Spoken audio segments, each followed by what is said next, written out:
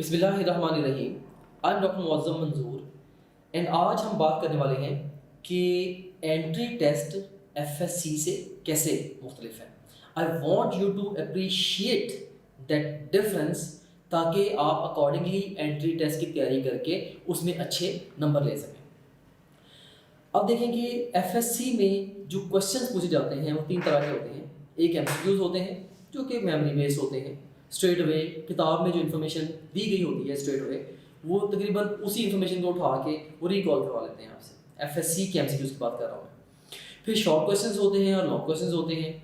Somehow वो भी memory based होते हैं। I agree to the fact that ununderstood memorized learning decays with time, लेकिन किसी भी तरीके से अगर आप एफएससी की टेक्स्ट बुक्स का नॉलेज अपने एफएससी के एनुअल एग्ज़ाम में या बोर्ड एग्ज़ाम में रिप्रोड्यूस कर पाते हैं, आपके एफएससी में नंबर आ जाते हैं इररिस्पेक्टिव ऑफ द फैक्ट कि आपने अंडरस्टैंड करके वहाँ पे रिप्रोड्यूस किया है बुक्स के नॉलेज को या आपने कॉन्सेप्ट्स बना के किया है, डजंट मैटर, लेकिन आपके नंबर आ जाते हैं समहाउ। जबकि अगर आप एंट्री टेस्ट की बात करें तो एंट्री टेस्ट में तीन तरह के क्वेश्चंस होते हैं। एक तो मेमोरी बेस्ड क्वेश्चंस होते हैं, short in head, all in the head, fix all. Means किताब में सीधी सीधी बात दी गई है और आपसे उसी का सीधा पूछ लिया है कि भाई ये बात किताब में कैसे है, तो आप बुक की इन्फॉर्मेशन को स्ट्रेट रिकॉल करते हैं, मेमोरी बेस्ड क्वेश्चन को आप पिक कर देते हैं। तकरीबन 70% जो क्वेश्चन होते हैं वो मेमोरी बेस्ड होते हैं एंट्री टेस्ट के अंदर में, सिंपल रिकॉल ऑफ इन्फॉर्मेशन होती है। दूसरे नंबर पे एनालिसिस बेस्ड क्वेश्चंस होते हैं। एनालिसिस बेस्ड क्वेश्चंस के अंदर वो क्या करते हैं, किताब की चीज़ों को थोड़ा घुमा फिरा के आपको देते हैं। सो आपने अक्रॉस डिफरेंट टॉपिक्स या sometimes across chapters, even sometimes rarely even across subjects, आपने ओवरव्यू से चीज़ों को एनालाइज करके क्वेश्चन के आंसर तक पहुंचना होता है, right. So analysis based questions they are bit harder type of questions. So तकरीबन आप कह सकते हैं कि 20% जो क्वेश्चंस होते हैं एंट्रेंस एग्जाम्स में वो एनालिसिस बेस्ड क्वेश्चंस होते हैं। And then you have got the application based questions. अब जो एप्लीकेशन बेस्ड क्वेश्चन क्या होता है, they give you a real life situation और scenario and then they want you to apply certain basic principle और certain basic formula of your text book on that real life scenario so as to unlock that scenario. ये बिल्कुल ऐसे ही है जैसे मैं आपको एक लॉक पकड़ा दूँ और मैं आपको बेताशा कीज पकड़ा दूँ, क्योंकि इसके साथ जो चाबी लगती है उसको लगा के इसको अनलॉक कर लो।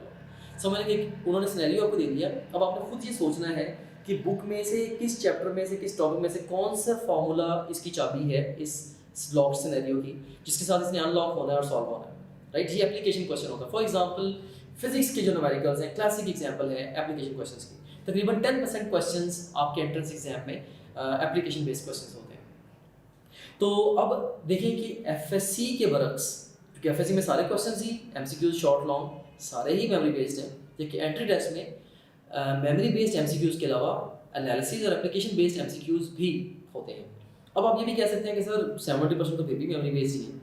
तो भाई ये जो क्वेश्चंस हैं एनालिसिस और एप्लीकेशन वाले, यही तो वो क्वेश्चंस हैं जिन्होंने डिफरेंस क्रिएट करवाना है। अब जस्ट इमेजिन करें ना कि दो कंटेस्टेंट्स आपस में इलेक्शन लड़ रहे हैं और हॉल के अंदर वोटिंग हो चुकी है और वोट्स का जो काउंट है वो बराबर है, दोनों कैंडिडेट्स का काउंट बराबर है। जस्ट एक वोटर ऐसा रहता है जिसने भी वोट कास्ट करना है। अब वो एक वोटर जिसके लिए भी वोट कास्ट कर देगा उसने सिलेक्ट होना है, दूसरे ने रिजेक्ट हो जाना है।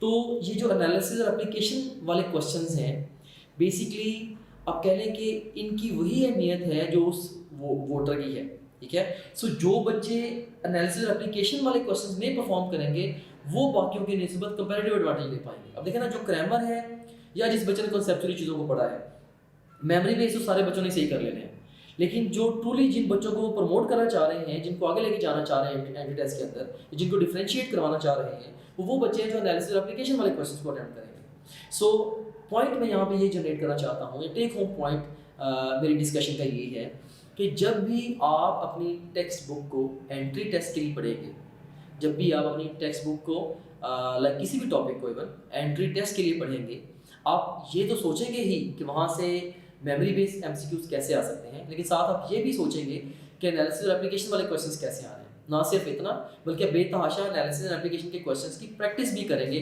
तभी आप एंट्री टेस्ट में अच्छा परफॉर्म कर पाएंगे। So that's all about today. Thank you very much.